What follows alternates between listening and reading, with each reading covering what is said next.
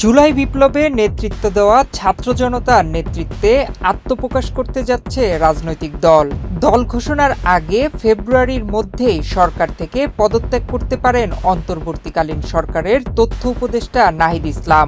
15 ফেব্রুয়ারি শনিবার দেশের বেসরকারি একটি টেলিভিশনে দেওয়া সাক্ষাৎকারে এমনটাই জানিয়েছেন তিনি।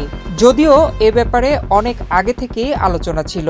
শুধু তিনি একা নন, পর্যায়ক্রমে অন্য ছাত্র উপদেষ্টারা পদত্যাগ করে রাজনৈতিক দলে নাম লেখাতে যাচ্ছেন।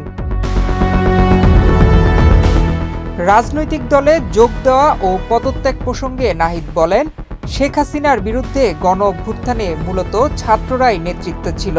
ছাত্র এবং গণ অভ্যুত্থানে অংশগ্রহণকারীদের নেতৃত্বে একটা নতুন রাজনৈতিক দলের পরিকল্পনা বা আলোচনা রয়েছে।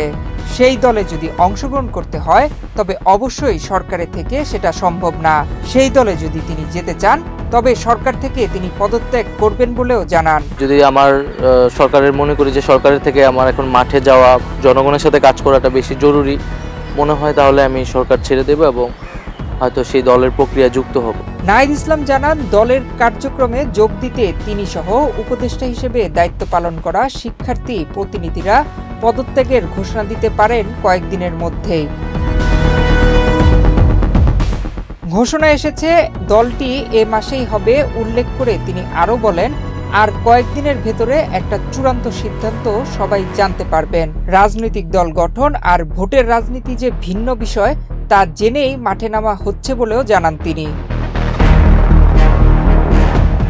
তথ্য ও সম্প্রচার উপদেষ্টা বলেন, অধ্যাদেশ নয় বরং বিচারিক প্রক্রিয়ায় আওয়ামী লীগ নিষিদ্ধের সিদ্ধান্ত আসতে পারে, আর সেটা হতে পারে নির্বাচনের আগেই।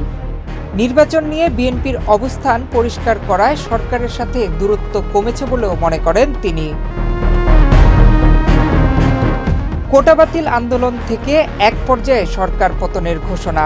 ছাত্র জনতার অংশগ্রহণে গণ অভ্যুত্থানের মাধ্যমে গত বছরের 5 আগস্ট টানা 4 মেয়াদে ক্ষমতায় আসা আওয়ামী লীগ সরকারের পতন ঘটে। গঠন করা হয় অন্তর্বর্তী সরকার।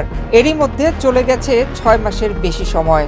দেশ পুনর্গঠনে ঐক্যমত তৈরির লক্ষ্যে সেপ্টেম্বরে শিক্ষার্থীরা গঠন করেন জাতীয় নাগরিক কমিটি।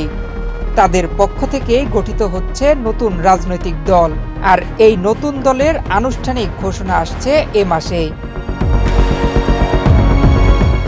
নয়ন বিশ্বাস, বাংলাদেশ প্রতিদিন।